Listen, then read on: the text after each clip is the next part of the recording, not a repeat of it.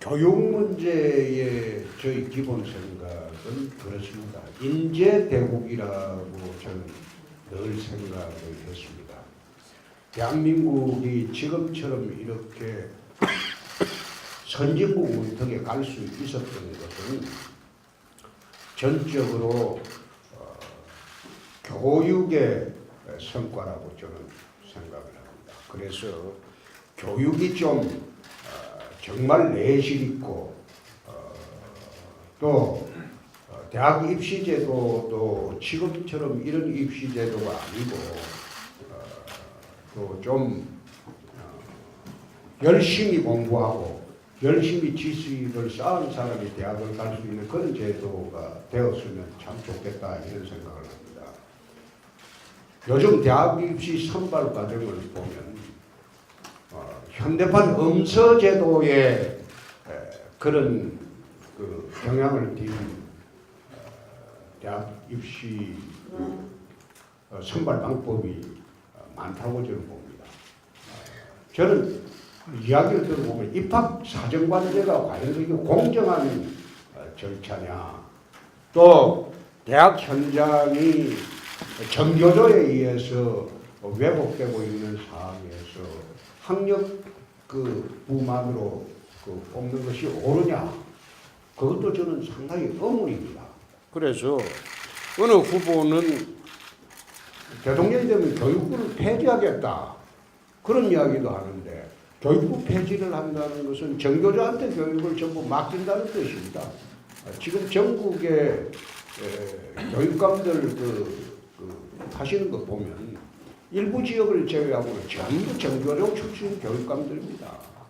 정교조 출신 교육감들이 교육 현장에서 초중고등학생들 상대로 거의 친북 좌파 이념을 교육을 하거나 또 좌파 성향의 그런 교육을 이렇게 하면서 사실상 어린 학생들로부터 말하자면 사상의 편향성을 지금 하고 있는 이런 상황에서 과연 교육부도 폐지하고 정교조한테 교육을 다 맡기는 게 옳으냐, 저는 그런 생각도 해봤습니다. 그래서 제가 집권하면 정교조 내 손본다고 했습니다. 거친 말로 내 표현을 했는데, 근데 정교조 사람들이 여태까지 저한테 이제 안 대듭니다. 안 대들고 있는데, 내 안 대드는 것은 같이 붙어가지고 하면 소위 문제가 커질까 싶어서 안 대드는 걸로 알고 있습니다. 자기들이 이제 집권이 좌파들이 집권 가능하다고 보고 있기 때문에 안 대드는 걸로 알고 있습니다. 그래서 저는 진짜 집권을 하게 되면 제일 먼저 대한민국에 손봐야 할 조직들이 세 가지 세력들이 있어요. 첫째가 민주노총을 중심으로 하는 강성기종노조. 그 사람들이 대한민국의 경제를 절벽으로 가게 하고 젊은이들의 일자리를 전부 빼앗는 가장 문제가 되는 집단입니다. 야당에서는 문재인 후보나 또는 심상정 후보나 안철수 후보까지 정교조에 얹혀가지고 또는 민주노총에 얹혀가지고 그 표 받아가지고 어떻게 대통령 한번 해보겠다. 정치권에서는 민주노총 거론하는 거는 이 검기상, 겁이 나서 아무도 거론하지 않습니다. 저는 경남에 있으면서 민주노총과 3년을 한 붙어본 적이 있습니다. 3년 만에 내가 군복을 시켰습니다. 87년 민주화 체제 이후에 정교조를 이긴 유일한 정치인이 접니다. 민주노총. 두 번째는 1년 동안 무상 급식 가지고 감사 문제 가지고 정교조 교육감 상대로 내가 한번 붙어봤는데 나중에 1년 만에 내가 군복을 시켰습니다. 이런 자경화된 이념을 초중고등학생들한테 심어줘가지고 나라 전체가 자경화되는 것은 이거는 더 이상 수용하기 어렵다. 제가 첫 번째는 민주노총 비롯한 강성기종노조, 두 번째는 정교조, 세 번째는 종북 세력입니다.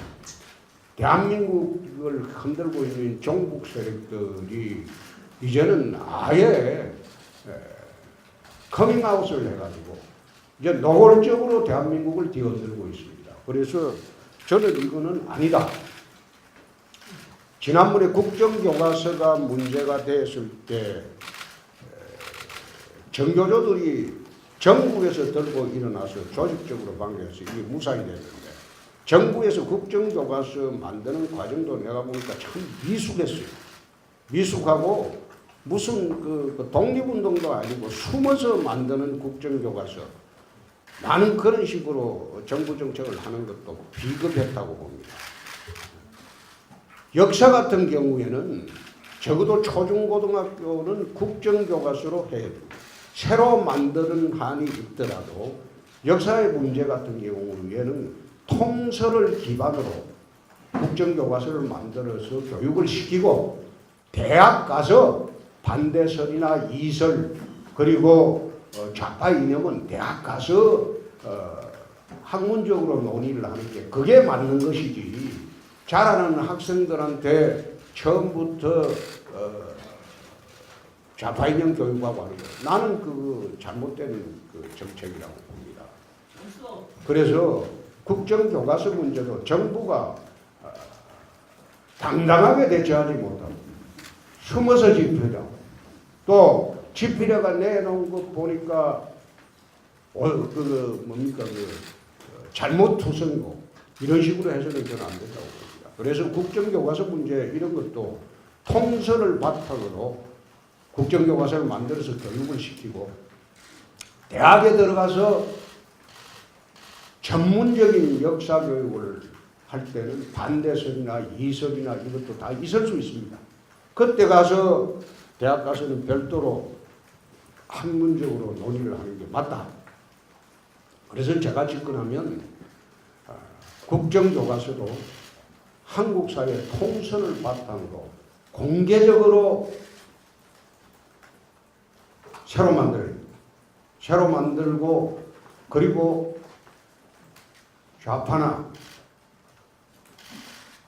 친북단체들이 주장하는 그런 내용을 대학 가서 하는 대학 교육시에. 그래서 저는 국정교과서도 그렇게 봅니다. 그래서 오늘 교총을 이렇게 찾아온 것은 한국 교육의 소위 그 이끌어온 본산이 교총입니다.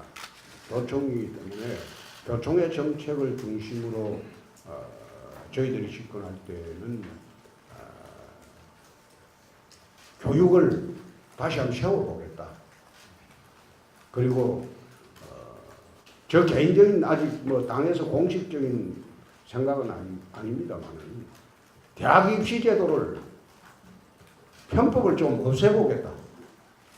실력주의로 만들고 그리고 서민이나 또 가난한 계층의 애들이 공부할 수 있는 그 풍토를 만들어주고 공정하게 경쟁하게 해서 실력 위주의 그런 사회를 만드는 것이 저는 옳지. 말하자면 특별 채용시험 같은 그런 대학 교육은 저는 잘못됐다고 봅니다. 그렇게 함으로써 신분의 대물림이 부의 대물림을 넘어서서 한국 사회가 지금 신분의 대물림으로 넘어가고 있습니다. 예컨대 로스쿨 같은 경우도 똑같습니다. 나는 그 처음부터 반대했습니다. 로스쿨 그 만들어가지고 특정 계층만 들어가고 로스쿨 졸업해 본들, 변호사 돼 본들요. 어려운 계층에 참 돈 많이 들어가지고 로스쿨 졸업한 사람들이 판검사 임용이 잘 안 됩니다. 제 아버지 뒤에 백이 없으면 유명한 그 로펌에도 못 들어갑니다. 로펌에서 그 채용을 해주지 않아요. 백 있고 뒤에 한국 사회에 튼튼한 집안의 애들은 그 애들을 로펌에서 인류 로펌에서 들리게 되면 말하자면 사건은 물어옵니다. 로펌의 사건을. 그렇기 때문에 아무리 실력이 있어도 로펌의 서민자들이나 겨우겨우 변호사를 하는 애들이 그 인류 로펌에도 못 들어갑니다. 그리고 판검사 임명도 보십시오. 옛날에는 그나마 어려운 집에 자손들이 열심히 공부해서 판사검사 될 길이 있었는데 이제는 특정 계층의 신분 대물림 수단으로 판검사 제도도 또 변호사 제도도 그렇게 지금 변질이 되고 또 최근에 행정고시도 없앤다고 합니다. 말하자면 외무고시도 없애버리고 그러면 외교관 자제, 행정부 고위 자제 그 사람들만 신분의 대물림이 되는 부의 대물림을 넘어서서 이젠 신분의 대물림이 되는 그런 한국 사회를 만들고 서민들이나 밑바닥에서 고생하고 힘들게 사는 이 사람들은 이제 신분 상승할 기회를 기본적으로 막아버립니다. 그래 이런 제도를 근본적으로 저는 뜯어고쳐야 한다고 생각합니다. 또 교육도 그런 측면에서 옛날에는 가난한 집에 수재 난다고 했습니다. 지금은 가난한 집에 수재가 날 수가 없는 구조가 어릴 때부터 교육비가 통계청 자료로 보면 작게는 8배, 많게는 10몇 배가 교육비 차이가 나는데 그 교육비 차이가 그래 나는 환경에서 공부하는 사람들이 어떻게 잘 사는 애들을 이길 수가 있겠습니까? 못 이기는 거죠. 그래서 그런 잘못된 구조를 타파하는 것이 한국 교육에 나아갈 길이 아닌가 저는 그렇게 생각합니다.